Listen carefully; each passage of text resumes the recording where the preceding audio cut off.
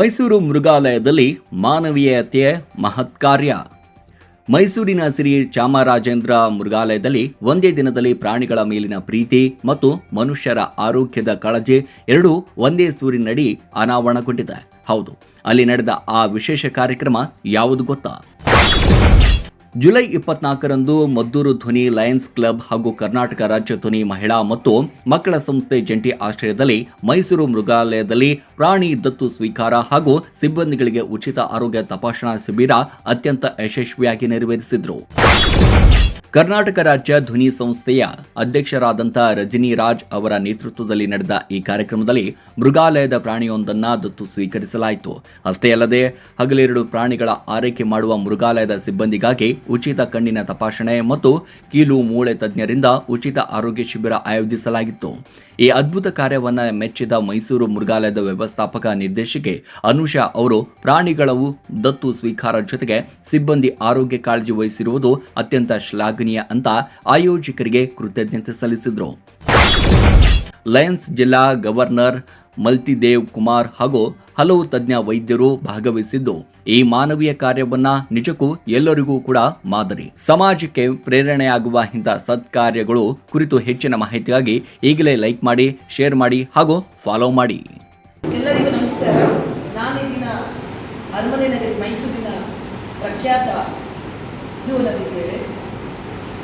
ನಾವು ಈ ದಿನ ನಮ್ಮ ಧ್ವನಿ ಲಯನ್ಸ್ ಕ್ಲಬ್ ವತಿಯಿಂದ ನಮ್ಮ ರಾಜ್ಯಪಾಲರ ಸಮ್ಮುಖದಲ್ಲಿ ಮತ್ತು ನಮ್ಮ ಅಧ್ಯಕ್ಷರ ನೇತೃತ್ವದಲ್ಲಿ ಈ ದಿನ ಪ್ರಾಣಿಯನ್ನು ದತ್ತು ಸ್ವೀಕಾರ ಮಾಡಿಕೊಳ್ಳೋದಲ್ಲದೆ ಮತ್ತು ಇಲ್ಲಿ ಇದು ಝೂಲ್ಲಿ ಏನು ಕೆಲಸ ಮಾಡ್ತಾ ಇರುವಂಥ ಕಾರ್ಮಿಕ ವರ್ಗದವರಿಗೆ ಉಚಿತ ಕಣ್ಣಿನ ಶಿಬಿರ ಹಾಗೂ ಮೂಳೆ ತಜ್ಞರು, ನಮ್ಮ ಅಧ್ಯಕ್ಷರು ಕೀಲು ಮೂಳೆ ತಜ್ಞರು, ಅವರ ಮೂಲಕ ಒಂದು ಆರೋಗ್ಯ ಅರಿವು ಜೊತೆಗೆ ಉಚಿತ ಶಿಬಿರವನ್ನು ಹಮ್ಮಿಕೊಂಡಿದ್ದೇವೆ.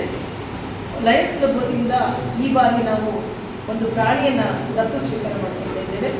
ವಾಸನಾಯ್ಕೆಯರ ನನ್ನ ಜೊತೆ ಸಂಪರ್ಕದಲ್ಲಿದ್ದು ಕಾರ್ತಿಕ್ ಅವರು ಈ ಕಾರ್ಯಕ್ರಮನ ಮಾಡುವಂತ ಇರುವಾಗ ಅವರು ಆಯ್ತು ಮೇಡಮ್, ನಮ್ಮ ಕಡೆಯಿಂದ ನಾವು ಉಚಿತ ಕಣ್ಣಿನ ಶಿಬಿರವನ್ನು ಏರ್ಪಾಡು ಮಾಡುವಂತಿದ್ದು, ಮತ್ತು ನಾನು ಗವರ್ನರ್ ಜೊತೆ ನಮ್ಮ ಲಯನ್ ಬಂಧು ಮಿತ್ರರ ಜೊತೆ ಖಜಾಂಚಿ ಕಾರ್ಯದರ್ಶಿಗಳ ಜೊತೆ ಮಾತಾಡುವಾಗ ಖಂಡಿತ ಪ್ರಾಣಿಯನ್ನು ದತ್ತು ಸ್ವೀಕಾರ ಮಾಡಿಕೊಳ್ಳೋಣ, ನೀವು ಅದನ್ನು ಮಾಡಿ ಅಂತೇಳಿ ಅವರು ಕಾರ್ಯನಿಮಿತ್ತ ಬಂದಿಲ್ಲ. ಇದೀನ ಅಧ್ಯಕ್ಷರ ನೇತೃತ್ವದಲ್ಲಿ ಪ್ರಾಣಿಯನ್ನು ದತ್ತು ಸ್ವೀಕಾರ ಮಾಡಿ ಮತ್ತು ಒಂದು ಆರೋಗ್ಯ ಅವೇರ್ನೆಸ್ನ ನಾವು ಈ ದಿನ ಝೂನಲ್ಲಿ ಹಮ್ಮಿಕೊಂಡಿದ್ದೇವೆ. ನಮ್ಮ ಮುಂದಿನ ದಿನಗಳಲ್ಲಿ ಇನ್ನೂ ದೊಡ್ಡ ಪ್ರಾಣಿಯನ್ನು, ಆನೆ ಈ ಥರ ಪ್ರಾಣಿಯನ್ನು ತಗೊಳ್ಬೇಕನ್ನ ಅಂದಾಜನ್ನು ಹಾಕಿದ್ದೇವೆ. ಎಲ್ಲರೂ ಕೈ ಜೋಡಿಸಿ ಈ ಝೂವನ್ನು ಪ್ರಖ್ಯಾತಿಯಾಗಿದೆ ಇದು. ಈ ಝೂವನ್ನು ಇನ್ನೂ ಮುಂದುವರಿಸಬೇಕು. ಇನ್ನೂ ಹೆಚ್ಚಿನ ಪ್ರಾಣಿಗಳನ್ನು ಸಂಘಟನೆಗಳು, ಸಂಸ್ಥೆಗಳು ಏನು ಅದನ್ನು ದತ್ತು ಸ್ವೀಕಾರ ಮಾಡ್ಕೊಳ್ಬೇಕಂತೇಳಿ ಎಲ್ಲರಲ್ಲೂ ನಾನು ಮನವಿನ ಮಾಡ್ತೀನಿ. ಸರ್ಕಾರದಿಂದ ಈ ಝೂಗೆ ಬರುವಂಥ ಅನುದಾನ ಕಮ್ಮಿ ಇದೆ. ಸಂಘ ಸಂಸ್ಥೆಗಳು ಕೈ ಜೋಡಿಸಬೇಕು. ಇದು ಇಡೀ ನಮ್ಮ ಇದರಲ್ಲಿ ವರ್ಲ್ಡಲ್ಲಿ ಪ್ರಖ್ಯಾತಿಗೊಂಡಿದೆ. ಇದು 200 ಎಕರೆಗಿದೆ ಅಲ್ಲ ಸರ್, ಇದು 200 ಎಕರೆಗೆ ವ್ಯಾಪ್ತಿಗೆ ಒಳಗೊಂಡಿರುವ ಝೂ. ಇದು ತುಂಬ ಅದ್ಭುತವಾಗಿದೆ, ತುಂಬ ಕ್ಲೀನಿಂಗ್ ಇದೆ, ಸ್ವಚ್ಛತೆ ಇದೆ. ಅದು ನೋಡ್ತಾ ಇದ್ರೆ ಕಣ್ಮನೆ ಸೆಳೀತದೆ, ಮತ್ತು ಆಚೆಗೆ ಹೋಗ್ಲಿಕ್ಕೆ ಮನಸ್ಸು ಬರುವುದಿಲ್ಲ ಈ ಝೂ. ಹಾಗಾಗಿ ಎಲ್ಲರೂ ಸಂಘ ಸಂಸ್ಥೆಗಳು ಇನ್ನೂ ಮುಂದೆ ಬರಬೇಕು.